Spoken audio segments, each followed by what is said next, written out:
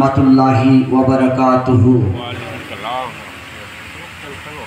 সম্মানিত আজি পবিত্ৰ জিসনে ঈদ মিলাদুন নবী অৰ্থাৎ ফাতিহায়ে দোয়াজদাহৰ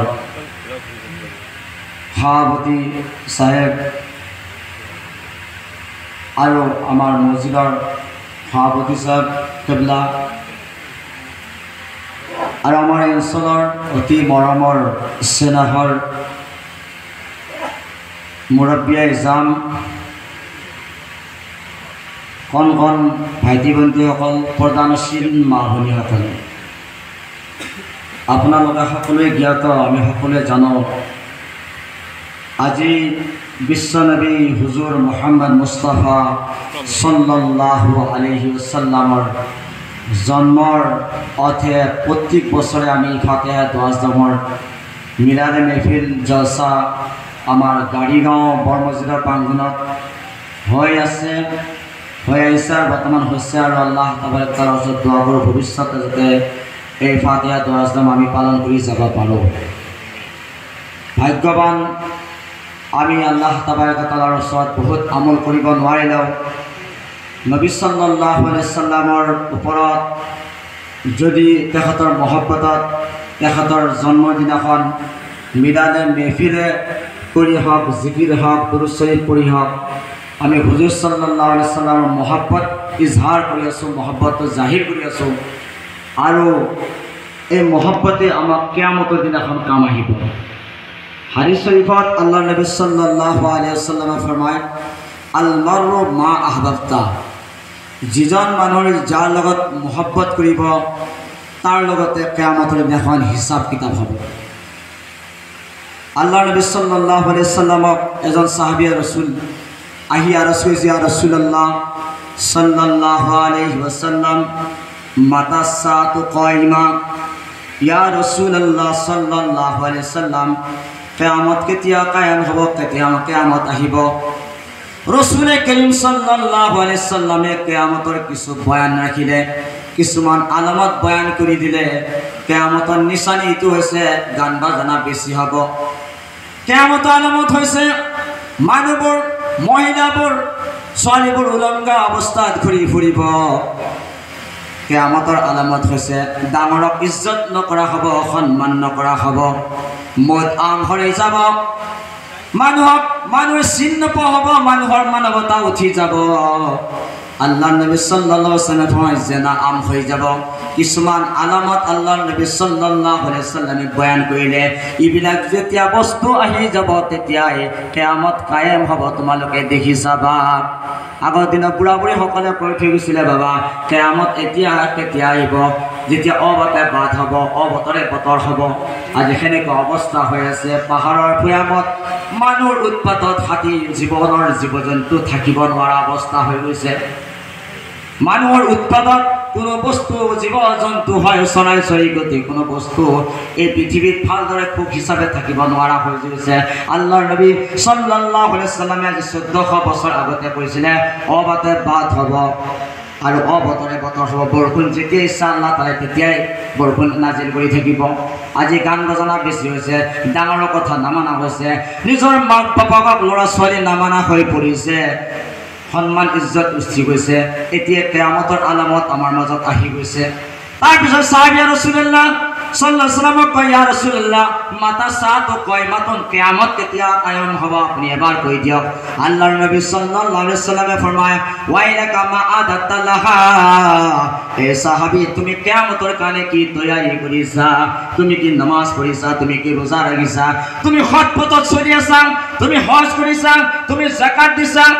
সাহাবী ৰাসূলুল্লাহ সাল্লাল্লাহু আলাইহি ওয়াসাল্লাম কয়, ইয়া ৰাসূলুল্লাহ সাহাবীৰ আমাৰ কোনো কমি নহয়, কিন্তু সাহাবী কয়, ইয়া ৰাসূলুল্লাহ মই আপোনাৰ দৰে নামাজ পঢ়িব পৰা নাই, ইয়া ৰাসূলুল্লাহ মই আপোনাৰ দৰে ৰোজা ৰাখিব পৰা নাই, ইয়া ৰাসূলুল্লাহ মই কোনো আমল আপোনাৰ নিচিনা কৰিব পৰা নাই, ইয়া ৰাসূলুল্লাহ সাল্লাল্লাহু আলাইহি ওয়াসাল্লাম কিন্তু ইয়া ৰাসূলুল্লাহ মই এটা বহুত মহব্বত কৰো, ইন্নী উহিব্বুল্লাহ ওয়া ৰাসূলুহু, ইয়া আল্লাহ ৰাসূল মই আপোনাক আৰু আল্লাহক বহুত মহব্বত কৰোঁ, বেশিমাৰ মহব্বত কৰো।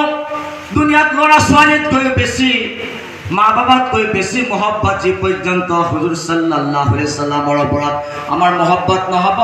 হাদিস শৰীফত কৈছে তোমালোক কামিলে মুমিন হ'বই নোৱাৰা, মুকম্মল মুমিন হ'বই নোৱাৰা। হাদিস শৰীফত আল্লাহ নবী সাল্লাল্লাহু আলাইহি সাল্লামে ফৰমায় আন আনাসিন ক্বালা ক্বালা রাসূলুল্লাহ সাল্লাল্লাহু আলাইহি সাল্লাম লা ইউমিনু আহাদুকুম হাত্তা তুনা আহাব্বা ইলাইহি মিন ওয়ালিদিহি ওয়া ওয়ালাদিহি ওয়ান নাসি আজমাইন।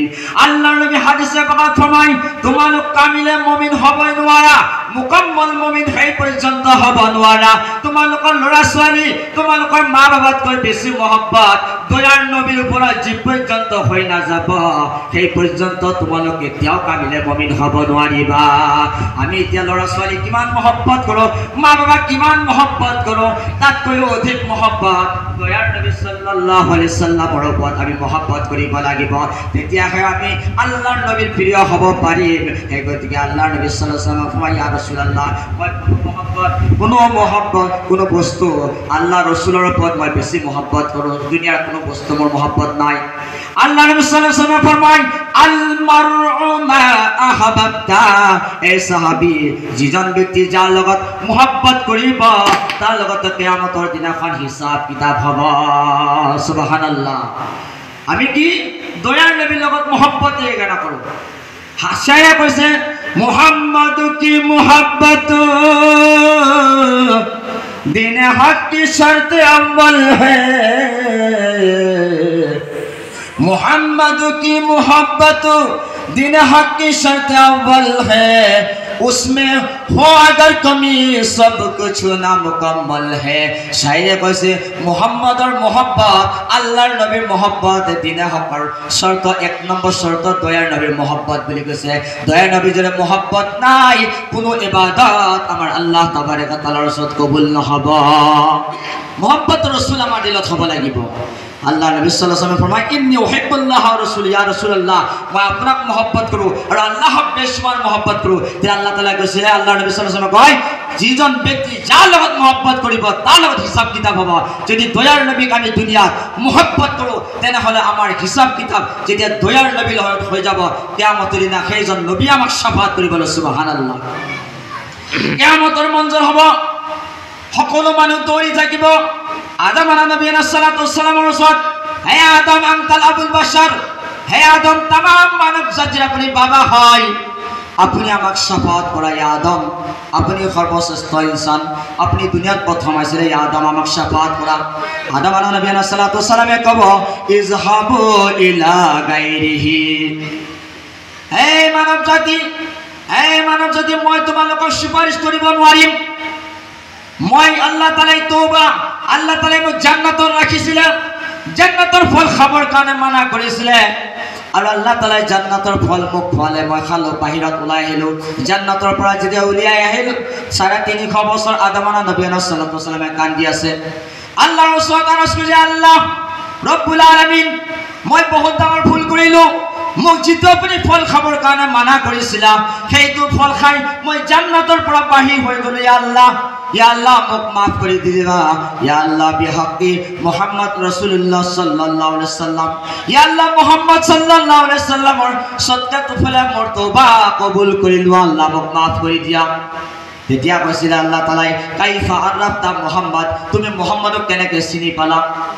তুমি মুহাম্মদক কেনেকৈ চিনি পালা? দুনিয়াত তো আজি একো অহা নাই, তুমিয়ে প্ৰথম ইনসান, মুহাম্মদক কেনেকৈ চিনি পালা? তেতিয়া আদম নবী সাল্লাল্লাহু আলাইহি ওয়াসাল্লামে কৈছিল আল্লাহ পাক পৰৱৰ্তীকাৰে আলম আল্লাহ তাআলা কৈছে কাইফা আৰাফতা মুহাম্মাদান, তুমি মুহাম্মদক তুমি কেনেকৈ চিনি পালা?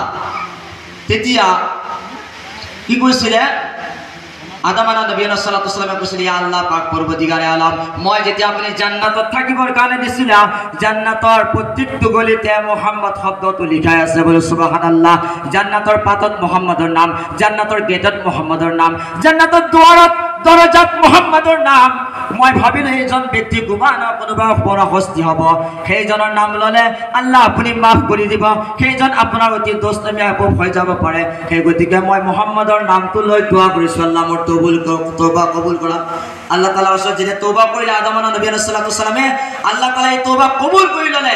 আদম নবী সাল্লাল্লাহু আলাইহি ওয়াসাল্লামৰ সেই লজ্জিত সেই ভুল আল্লাহ তাআলা আদম নবী সাল্লাল্লাহু আলাইহি ওয়াসাল্লামৰ ভুল দয়ার নবীর ওসিলা লই দোয়া করার কারণে আল্লাহ তাআলা মাফ করে দিলে বলে সুবহানাল্লাহ আল্লাহর নবীর নাম লই ওসিলা লই কি দোয়া করছে আল্লাহ মুহাম্মদ রাসূলুল্লাহ মুখ মাফ করে দিয়া আল্লাহ তাআলা মাফ করে দিলে কত নাই নাম মুহাম্মদ সাল্লাল্লাহু আলাইহি ওয়াসাল্লাম ওলিমাত মুহাম্মদর নাম আজানত মুহাম্মদর নাম নামাজত মুহাম্মদর নাম তরিকতত মুহাম্মদর নাম শরীয়তত মুহাম্মদর নাম তরিকতত মুহাম্মদর নাম হকিকতত মুহাম্মদর নাম মারিফাতত মুহাম্মদর নাম কুরআনত মুহাম্মদর নাম হাদিসত মুহাম্মদর নাম বুখারী শরীফত মুহাম্মদর নাম যত আল্লাহর নাম আছে মুহাম্মদর নাম আছে আসমানত আল্লাহর নাম আছে যদি মুহাম্মদর নাম আছে জমিনত আল্লাহর নাম আছে যদি মুহাম্মদর নাম আছে পৃথিবীর যত নিকে আল্লাহর নাম আছে মুহাম্মদর নাম আছে আল্লাহ তাআলা এই কইছে লা ইলাহা ইল্লাল্লাহু মুহাম্মাদুর রাসূলুল্লাহ আল্লাহ তাআলা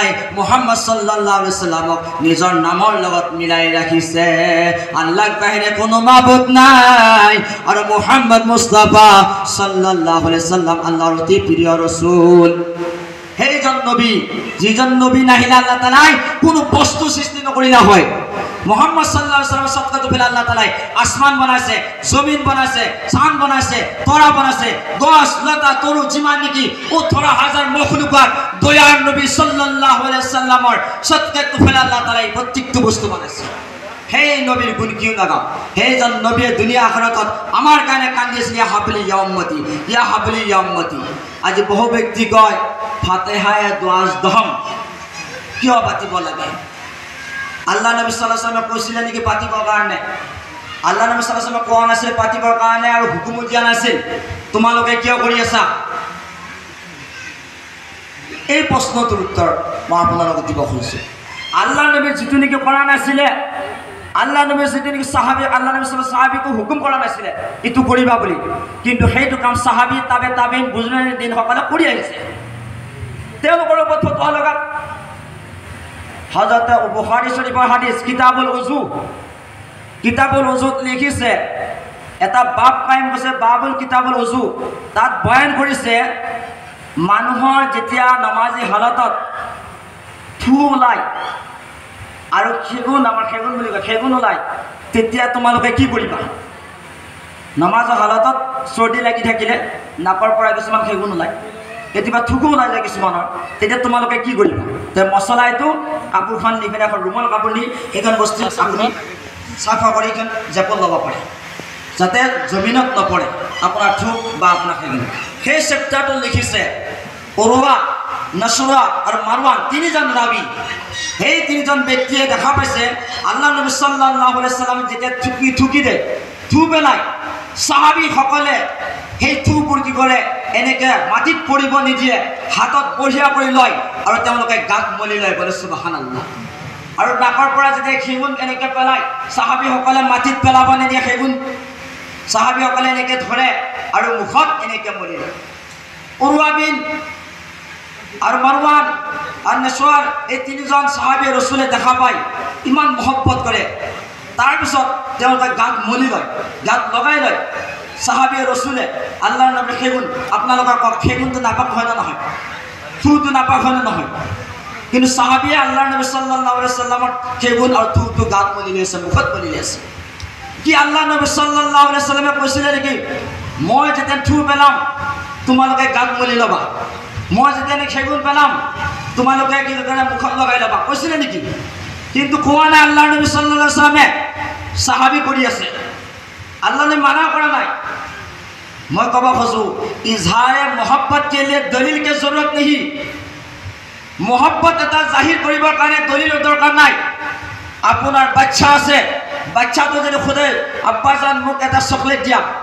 আপুনি দলিল যাব নেকি ৰ মই জনাবক ফোন কৰো জনাব মই বাচ্চাটোক চকলেট দিব পাৰিম নে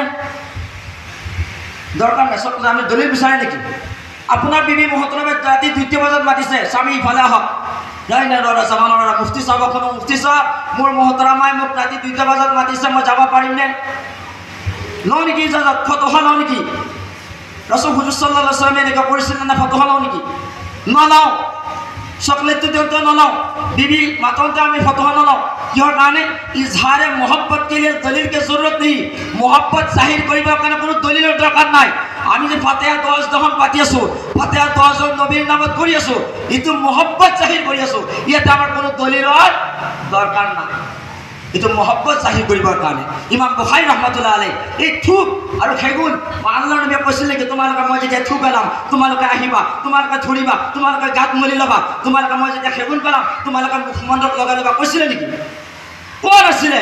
কিন্তু সাহাবী কৰি আছিলে। লগা সাহাবীৰ ওপৰত ফতোৱা আল্লাহৰ নবী আদৰ্শ দিয়া নাছিলে, আল্লাহৰ নবী কৰাও নাছিলে, কিন্তু সাহাবী কৰি আছে। এইটোৰ ওপৰত কি ফতোৱা লগাব? এতিয়া ক'বা নয়াৰ নবী কৰিছে নেকি, আল্লাহৰ নবী কৰিছে নেকি? নাই পৰা যদি আপোনালোকে কিয় কৰি আছা? কিন্তু বুখাৰী ইমাম বুখাৰী ৰহমাতুল্লাহ আলাইহি এটা চেপ্টাৰে লিখিছে সেই বিষয়ে, সেগুন আৰু থুকৰ বিষয়ে। সেই বিষয়টোত ইমাম বুখাৰী ৰহমাতুল্লাহ তফসিলৰ কথা বয়ান কৰিছে। যদি আল্লাহৰ নবী আদৰ্শ দিয়া নাই, মানা কৰা নাই, তেনেহ'লে সাহাবী কৰি আছে, তাৰ ওপৰত বেদাতি ফতোৱা লগাম। আৰু এজন সাহাবী শুনক, হযৰত উৰৱা বিন ৰাদিয়াল্লাহু তাআলা আনহু উৰৱা, এই সাহাবী ৰাসূল কি কৰিছে? দয়াৰ নবী সাল্লাল্লাহু আলাইহি সাল্লাম সেইজন সাহাবী কি কৰিছিলে? চুলিবিলাক লম্বা লম্বা আছিল, লম্বা লম্বা চুলি। যেতিয়া নেকি পাগুৰিটো খোলাই অজু কৰিব যায়, পাগুৰি খুলি সেইজন সাহাবী অজু কৰে আকৌ লম্বা কৰি। এটা চুলি আমাৰ এনেকুৱা বহুত লম্বা চুলি, এনেকৈ গুঠৰ নিচিনা হৈ গৈছে, যতবান হোৱা নিচিনা হৈ গৈছে, লম্বা চুলি। সেইজন সাহাবী ৰাসূল তাৰপিছত গোসল কৰোঁতে পাগুৰিটো খুলি সেনেকৈ গোসল কৰে। সাহাবাই কিৰাম ৰাদিয়াল্লাহু তাআলা আনহু কৰিলে, এই মোৰ সাহাবী সাথী সাহাবী ভাই, তোমালোকে হাদিস শৰীফত আল্লাহৰ নবী ফৰমায় তোমালোকে মহিলাসকলৰ মুসাবাহাত নকৰিবা আৰু পুৰুষসকলে মহিলাসকলৰ মুসাবাহাত নকৰিবা। মহিলাসকলে পুৰুষসকলৰ মুসাবাহাত কৰিবৰ কাৰণে মানা কৰিছে। পুৰুষৰ নিচিনা ড্ৰেছ, পুৰুষৰ নিচিনা লিবাস, পুৰুষৰ নিচিনা কাপোৰ পৰিধান কৰিবৰ কাৰণে হাদিস শৰীফত মানা কৰিছে। আজি আমালোকৰ ছোৱালীসকলে জিন্সৰ পেণ্ট পিন্ধি আহে, আহে নে নাই? স্পৰ্টিং পিন্ধি আহে।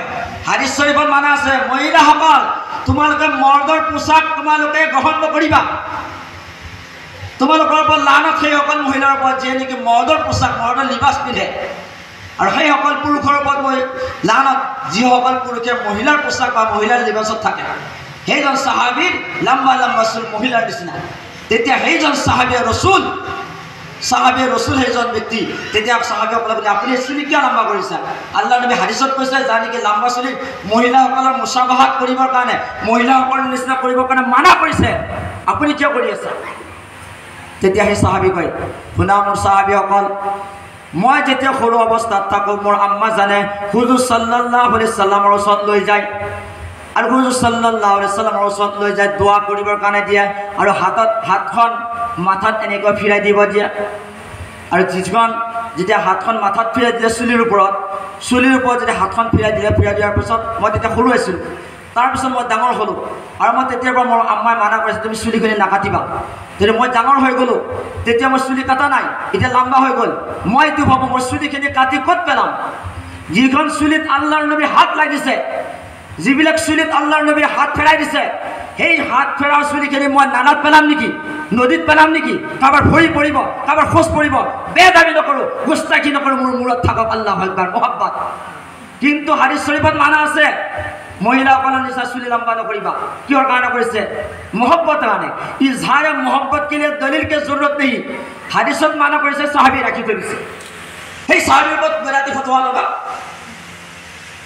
আল্লাহ নবী কৈছিল নেকি তুমি এই সাহাবী তুমি লম্বা কৰি চুলি ৰাখিবা, মই হাত ফিৰাই দিলোঁ তুমি লম্বা কৰি চুলি ৰাখিবা, চুলি নাকাটিবা, কৈছিল নেকি আল্লাহ নবী সাল্লাল্লাহু আলাইহি ওয়াসাল্লাম? কোৱা নাছিলে, কিন্তু সাহাবী ৰাখি থৈ দিছে। কিহৰ কাৰণে ৰাখিছে? ইজহাৰে মহব্বত কি দিয়ে, মহব্বত জাহিৰ কৰিবৰ কাৰণে। সাহাবী আল্লাহৰ নবীৰ হাত মোবাৰক মোৰ চুলিত পৰি গৈছে, আল্লাহু আকবাৰ। সেই চুলি কাটি মই কিয় পেলাম? নদীত পেলাম নে, নাৰাত পেলাম নে, কাৰোবাৰ ভৰিৰ তলত পেলাম? সেই গতিকে মই নহ'ব, মোৰ চুলি মোৰ মাথাতে লগাম, সন্মান ইজ্জত কৰি চুলিখিনি ৰাখিছে। আল্লাহু আকবাৰ। মহব্বত, ইজহাৰে মহব্বত দিলে কোনো দলিলৰ জোৰ নাই। আজি ক'ব পাৰে আল্লাহ নবী কৰিছিল নেকি ফাতিহা 10জন? আল্লাহ নবী সাল্লাল্লাহু আলাইহি ওয়াসাল্লামে কেইটা গৰু কাটি ফাতিহা 10জন কৰিছিল নেকি? এইখিনি ইজহাৰে মহব্বত। আমি যেনেকৈ পাৰোঁ সেনেকৈ আমি কৰিব লাগে।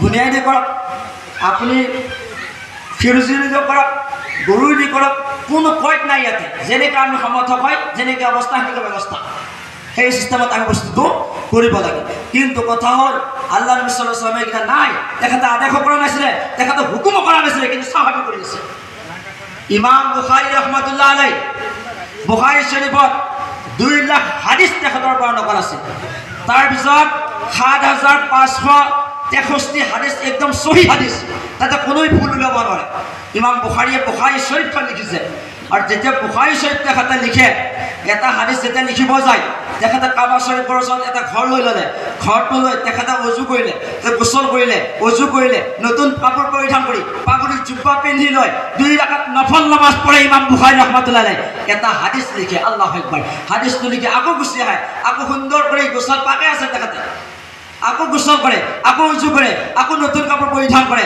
আকৌ সুন্দৰ কৰি এটা হাদিস লিখে 2 ৰাকাত নফল নামাজ পঢ়ে কাবা শৰীফত আকৌ কি কৰে এটা হাদিস লিখে আল্লাহৰ নবী সাল্লাল্লাহু আলাইহি ওয়াসাল্লামে কৈছিল এই বুখাৰী ইমাম বুখাৰী তুমি যেতিয়া হাদিস লিখিবা তুমি হাদিস লিখাৰ আগতে তুমি কি গোসল কৰি ল'বা তুমি উজু কৰি ল'বা তুমি জুব্বা পিন্ধি ল'বা তুমি পাগুৰি পিন্ধি ল'বা তুমি 2 ৰাকাত নফল নামাজ পঢ়ি ল'বা এই বুলি আল্লাহৰ নবী সাল্লাল্লাহু আলাইহি ওয়াসাল্লামে আদেশ কৰিছিল নেকি কৰা নাছিল ইমাম বুখাৰী ৰাহমাতুল্লাহ আলাইহি কৰি আছে ইমাম বুখাৰী ৰাহমাতুল্লাহ আলাইহি সুন্দৰ কৰি উজু গোসল কৰি 2 ৰাকাত নফল নামাজ পঢ়ি কৰি আছে কিন্তু আল্লাহৰ নবী হুকুমো দিয়া নাছিলে তুমি হাদিস যেতিয়া লিখিবা তেতিয়া তুমি এনেকৈ কৰ্ম কৰিবা বুলি আল্লাহ নবী আদেশ কৰা নাছিলে হুকুম কৰা নাছিলে কিন্তু সাহাবী ইমাম বুখাৰীত কয় কোনো কিতাপ কোৰাণৰ তলতে ডাঙৰ কিতাপ আছে যদি বুখাৰী শৰীফ মুছলিম শৰীফ তাৰ ওপৰত ডাঙৰ কিতাপ নাই এই বুখাৰী শৰীফ বুখাৰী যে লিখিছে তেখেতৰ আদব তেখেতৰ কায়দা আপোনালোকে চাওক কেনেকৈ লিখিছিলে কিন্তু আজি ফতোহা লগা নাই আল্লাহ নবী আদেশ কৰা নাই কিয় কৰি আছা আল্লাহ নবী কৰা নাছিলে কিয় কৰি আছা আল্লাহ নবী এটা বস্তু মানা কৰা নাছিল কিয় কৰি আছিলা আমাৰ ওপৰত ফতোহা লাগে ফাতিহা দোয়া ইসলাম আল্লাহ নবী কৰিছিলে নেকি আল্লাহ নবী কৰিব হুকুম দিছিলে নেকি ইমাম বুখাৰী খুদক 2 ৰাকাত নফল নামাজ পঢ়ি হাদিস লেখাত আল্লাহ নবী কৈছিলে নেকি গা ধুব লাগে বুলি কৈছিলে নেকি অজু কৰিব লাগে বুলি কৈছিলে নেকি পাগুৰি জুব্বা পিন্ধিব লাগে কৈছিলে নেকি নাই কোৱা তেখেতে কৰিছে তেখেতৰ ওপৰত ফতোহা লাগে বেদাতি বুলি আমাৰ ওপৰত বেদাতিৰ ফতোহা লগা কোনো লাভ নাই আমি সেই সর্বসলে আমার আহলে सुन्नत वल जमात जितो पर इजहार मोहब्बत के लिए दलील की जरूरत नहीं हजरत मालिक রাদিয়াল্লাহু তাআলা আনহু আল্লাহর নবী 10 বছর খিদমত করেছিল মালিক রাদিয়াল্লাহু তাআলা আনহু আল্লাহ নবী সাল্লাল্লাহু আলাইহি ওয়াসাল্লাম শব্দ কোৱা নাছিলে যেতিয়া তেখেত দুনিয়াৰ পৰা যাব ওলাইছে তেখেত খাদিমক কৈছে খাদিম খুনা মই যেতিয়া ইন্তেকাল হৈ যাম আল্লাহৰ নবী দাড়ি মুবাৰক কিছু মই এটা টেমাত ৰাখি থৈ দিছো আল্লাহ নবী সাল্লাল্লাহু আলাইহি ওয়াসাল্লাম আইছিলো যেতিয়া কেতিয়াবা দাড়ি এডাল খৰি কৰিছিলে তেতিয়া মই সেইবিলাক দাড়ি এটা বঢ়িয়াকৈ এটা ডিব্বাত মই ভৰাই থৈছিলো আৰু মই যেতিয়া গুচি যাম মোৰ কবৰত এই দাড়িখিনি ৰাখি থৈ আহিব আল্লাহ এই কবৰখনত মই যেতিয়া গুচি যাম মুসাবিত বিন ৰাদিয়াল্লাহু তাআলা আনহুৰ তেখেতৰ খাদিম তেখেতক কৈছে মই যেতিয়া গুচি যাম মোৰ কবৰত দাড়ি তুমি ৰাখি থৈ আহিবা যাতে আল্লাহ নবী সাল্লাল্লাহু আলাইহি ওয়াসাল্লাম দাড়ি মুবাৰকৰ উসুলাই মই প্ৰত্যেকটো কাম আসান হৈ যায় মই যে দাড়ি মুবাৰকৰ উসুলাই মহব্বতত যদি আল্লাহ তাআলা মোক জান্নাতি বনাই দিয়ে আল্লাহু আকবার এই সাহাবী রাসূল আকীদা কি আল্লাহ নবী সাল্লাল্লাহু আলাইহি ওয়াসাল্লাম কৈছে মই যদি দুনিয়াৰ পৰা গুচি যাম মোৰ দাড়ি কিছুমান তুমি ৰাখি ল'বা ডিব্বাত ভৰাই থবা আৰু তুমি গুচি গ'লে কবৰত তুমি দাড়ি ৰাখি থবা বুলি কৈছে নেকি নে আদেশ কৰিছে আল্লাহ নবী সাল্লাল্লাহু আলাইহি ওয়াসাল্লাম দাড়ি ৰাখি থবা কবৰত দিবা আযাব কম হ'ব বুলি কৈছিলে নেকি নাই কোৱা সাহাবী কৰি আছে আল্লাহৰ নবী হুকুম কৰা নাছিলে আল্লাহ নবী আদেশ দিয়া নাছিলে কিন্তু সাহাবী কৰি আছে তাৰ ওপৰত বেদাতি ফতোহা লগা আজ ফাতিহা দোয়া ইসলাম নজৰ আহে ফাতিহা দোয়া ইসলাম পাতিছো কিয় পাতিছে আল্লাহ নবী কৰিছিলে নেকি অমুকা কৰিছিলে নেকি তমুকা কৰিছিলে নেকি এনেকুৱা বিভিন্ন ধৰণৰ ফতোহা আহি পৰে আল্লাহু আকবাৰ সেই ফতোহা আমি নকৰি যাৰ মহব্বত কেলে মহব্বত জাহিৰ কৰিব কাৰণে কোনো দলিলৰ দৰকাৰ নাই আমাক সেই বুজুৰ্গানে দিনসকলে আমাক তাম আকিদা আমাক শিকাই থৈ গৈছে কেনেকৈ চলিব লাগে আল্লাহ নবী সাল্লাল্লাহু আলাইহি ওয়াসাল্লামে 63 বছৰ 63 বছৰ জিন্দগী তেখেতে আমাক প্ৰত্যেকটো বস্তু দি থৈ গৈছে আমি খালি এতিয়া ল'ব লাগে এতিয়া আমি আমল কৰিব লাগে আলিয়ামা আকমালতু লাকুম দীনাকুম দিন মুকম্মল হৈ গৈছে তাতে আমি চলিব লাগে এতিয়া জিয়ানক এবাৰ দৰুদ শরীফ পঢ়ক দয়া নবী সাল্লাল্লাহু আলাইহি ওয়াসাল্লাম আল্লাহুম্মা ইবাদা মানা নবী সাল্লাল্লাহু আলাইহি ওয়াসাল্লাম হে আদম আমাক সুপারিশ করা আমাক শাফাত করা আদম নবী সাল্লাল্লাহু আলাইহি ওয়াসাল্লামে কব ইযহাবু ইলা গায়রিহি অন্য নবীৰ ওচৰত যোৱা মোৰ পাৱাৰ নাই মোৰ শক্তি নাই তোমালোকক শাফাত কৰিবৰ কাৰণে মানুহ দৌৰি দৌৰি হযৰত মুসা নবী সাল্লাল্লাহু আলাইহি ওয়াসাল্লামৰ ওচৰত যাব হে মুসা কলিমুল্লাহ আপুনি আমাক শাফাত কৰা মুসা আলাইহিস সালামে কব ইযহাবু ইলা গায়ৰিহি অন্য নবীৰ ওচৰত যোৱা মানুহ দৌৰি দৌৰি ইব্ৰাহিম খলিলুল্লাহ আলাইহিস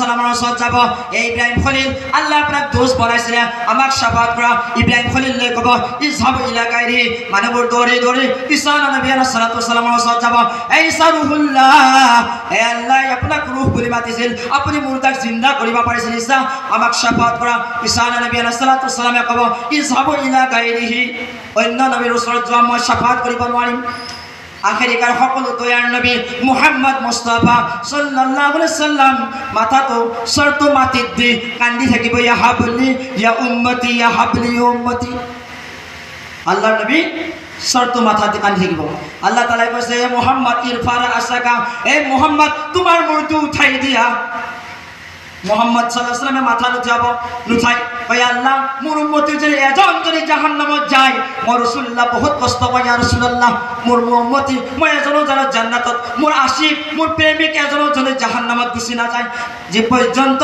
সকলো মোর উম্মতি জান্নাতত লৈ না যাব মই রাসূলুল্লাহ জান্নাতত না যাও আমার কারণে কিমান কষ্ট করে দয়া নবী যেতিয়া জন্ম পাইছে তেতিয়া আমার কারণে কান্দিছিল হাবলি উম্মতি দুনিয়াত থাকার কারণে ইয়া হাবলি উম্মতি আমার কারণে কান্দিছিলে আর কিয়ামতের দিনাখনো সেই নবী মুহাম্মদ মুস্তাফা সাল্লাল্লাহু আলাইহি ওয়াসাল্লামে আমার কারণে কান্দি থাকিব মাথাটো সরতো মুরত সরতো মাথিত থৈ ইয়া হাবলি ইয়া উম্মতি আমার কারণে কান্দি থাকিব তেনে আল্লাহ তাআলা কবে ইরফারা আসাকা হে মুহাম্মদ মই তোমার উম্মতিক মই শাফাত করিম তুমি মাথাটো উঠাই দিয়া আল্লাহর নবী সাল্লাল্লাহু আলাইহি ওয়াসাল্লাম তিনিবাৰ মাথাটো উঠাব আর কয় তুমি যিমান ইচ্ছা তোমার আশিক যিমান আছে তোমার প্রেমিক যিমান আছে তোমার পাগল যিমান আছে সকলোকে তুমি লৈ জান্নাতত গুচি যোৱা বলে সুবহানাল্লাহ হে নবী সাল্লাল্লাহু আলাইহি ওয়াসাল্লাম আশিক হ'ব লাগিলে তেখেতৰ প্ৰেমিক হ'ব লাগিলে তেখেতৰ ওপৰত আমি দুৰুদ শৰীফ বেছি বেছি পঢ়িব লাগিব তেখেতৰ মহব্বত যদি আমাৰ দিলত নাই কোনো ইবাদত নাই বুলি কৈছে হযরত বিলাল রাদিয়াল্লাহু তাআলা আল্লাহর নবী আশিক হয় মানুষ সূরাত আল্লাহ তাআলা কৈছে ইন্নাল্লাহা লা ইয়ানজুরু ইলা সুওয়ারিকুম ওয়া আজসামিকুম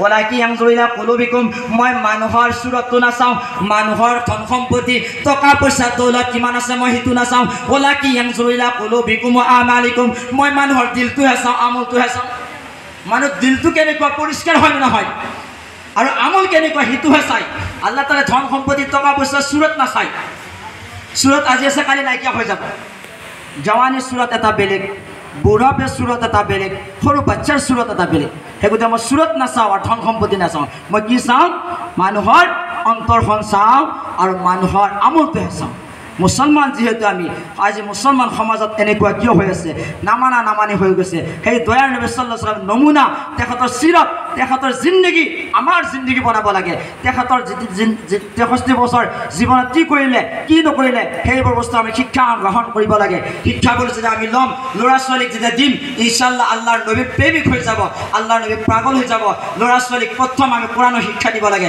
2 নম্বৰ আল্লাহৰ নবীৰ মহব্বত শিকাব লাগে তেতিয়া আমাৰ মহব্বত আমাৰ খেদমত আমি পাম কেতিয়া দয়াৰ নবী দিনৰ তালিম যেতিয়া দিনৰ শিক্ষা আমি দিব পাৰিম হযরত বিলাল রাদিয়াল্লাহু তাআলা আনহু হযরত বিলাল রাদিয়াল্লাহু তাআলা আযান দিয়ে বিলালে আযান দিয়ে কলা বলা বিলাল সূরত নাই বিলালে আযান দিয়ে মদিনাতুল মুনাওয়ারা মসজিদে নববীত বিলাল রাদিয়াল্লাহু তাআলা আযান দিয়ে মানুহ পাগলৰ মতন হৈ যায় কিন্তু এটা শেকায়ত আহি গ'ল এটা কমপ্লেইন আহি গ'ল বিলাল রাদিয়াল্লাহু তাআলা আনহু যেটো আযান দিয়ে সেই আযানটো ভুল বুলি মানুহে শেকায়ত কৰিলে বিলালে যেতিয়া নেকি অকমান টুকলা আছিলে অকমান থুতা আছিলে বিলালে যদি চিনটো নলয় সৰু চিনহে ওলায় ডাঙৰ চিন ওলায় বিলালে যেতিয়া আযান দিয়ে মানুহবোৰে পঢ়িয়া পঢ়ি শুনে কিন্তু ডাঙৰ চিনটো নোলায় মানুহবোৰে শেকায়ত কৰিলে বিলালে যেটো আযান দিয়ে আযানটো শুদ্ধ নহয় তেতিয়া হযরত উমর খাত্তাব রাদিয়াল্লাহু তাআলা আনহু বিলালক মাতি ক'লে বিলাল হুজুরে মাতিছে আল্লাহর নবী সাল্লাল্লাহু আলাইহি ওয়াসাল্লামে কয় বিলাল কালিৰ পৰা তুমি আযান নিদিবা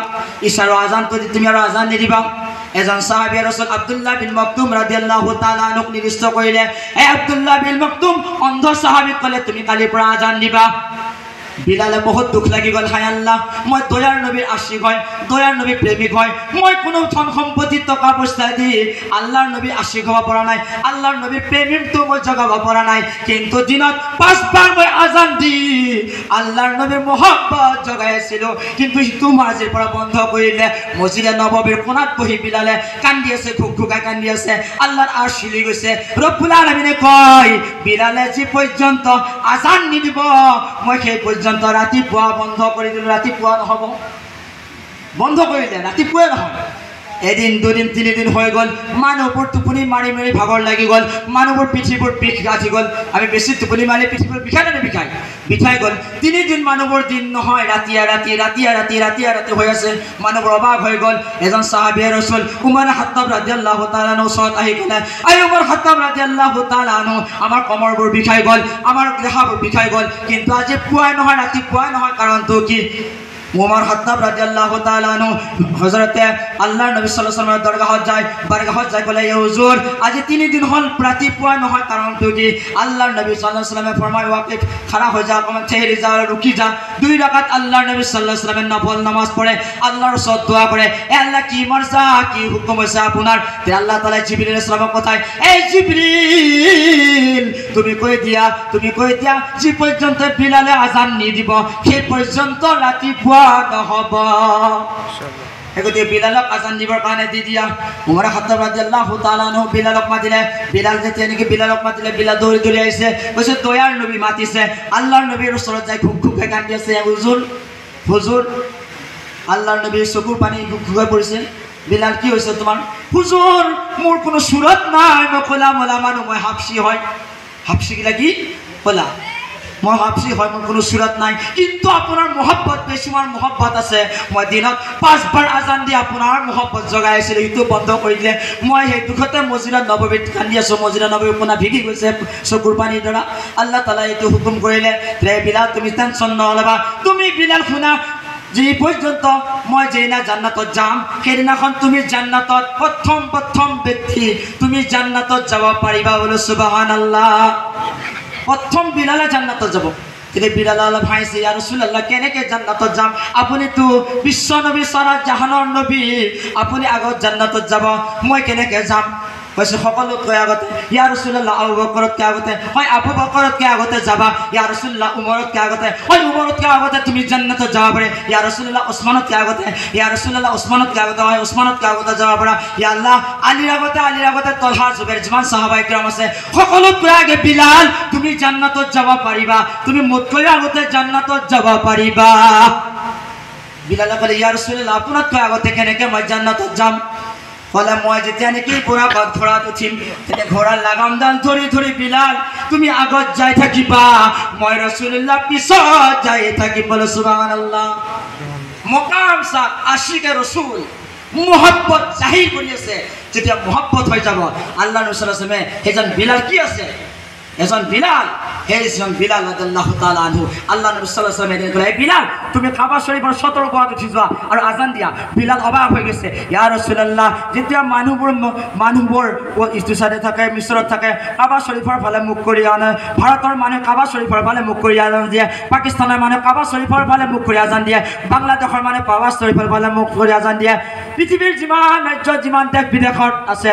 সকলো মানুহে যিমান কাবা শৰীফ যিফালে হয় সিফালে মুখ কৰি আজান দিয়ে ইয়া ৰাসূলুল্লাহ আজি মোক কাবা শৰীফৰ ওপৰত বহাই দিছা মই কোন ফালে মুখ কৰি আজান দিম কাবা শৰীফৰ 70 গৰাত উঠি গ'ল কোন ফালে মুখ কৰি আজান দিব বিলাল খানা হৈ গ'ল তেতিয়া দাস সে লিখলে হাজিও আও শহনशाह का रोजा देखो काबा तो देख चुके हैं काबे की काबा देखो ए हाजी সকল তোমালোকে আহা হাজিও আও শহনशाह का रोजा देखो ए हाजी সকল তোমালোকে আহা আৰু শহনशाह আল্লাহৰ নবীৰ रोजा তো চাই লোৱা काबा तो देख चुके हैं काबा तो तुम्हारे देखा पैसा काबा कोई काबा साइला मोहम्मद रसूलुल्लाह सल्लल्लाहु अलैहि वसल्लम बोले सुबहानाल्लाह फिर अल्लाह ने इशारा करे बिलाल তুমি মোর ফালে মুখ করে আজান দিয়া বলে সুবহানাল্লাহ কাবা কোই কাবা দয়ার নবী মুহাম্মদ রাসূলুল্লাহ সাল্লাল্লাহু আলাইহি ওয়াসাল্লাম বলে সুবহানাল্লাহ জেন হক এইজন বিলাল হাবশী হওয়া পরে আশিকে রাসূলের কারণে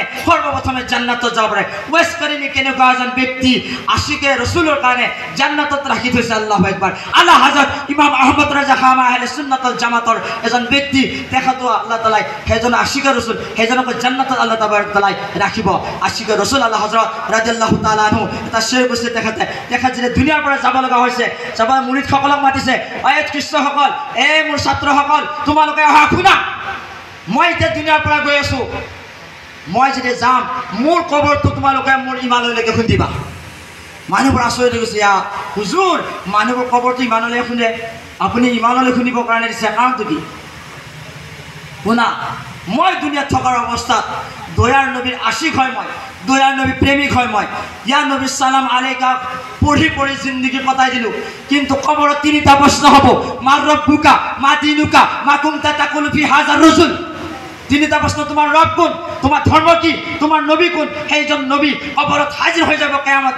আপুনি যেতিয়া কবৰত থৈ আহিব, তেতিয়া কবৰত যেতিয়া আমাক থৈ আহিব নবী সাল্লাল্লাহু আলাইহি ওয়াসাল্লাম, দুনিয়াত মোলাকাত নহ'লেও কবৰত আমাক মোলাকাত কৰাই দিব আল্লাহ তাআলাই। সেই নবী যেতিয়া আহিব তেতিয়া নবীৰ সন্মান উঠে, নবীৰ তাজিম উঠে, ইয়া নবী সালাম আলাইকা বুলি যাতে মই খাৰা হ'ব পাৰোঁ, সেই গতিকে মোৰ কবৰটো মোৰ মাথালৈকে তোমালোকে খুন্দিবা। বৈছোৱানা আশিক ৰাসূল দুনিয়াত থাকোঁতেতো তেখেতে নবীৰ ওপৰত দুৰুদ শৰীফ পঢ়ি গ'ল, কবৰটো লম্বা কৰিব দিছে। কিয়?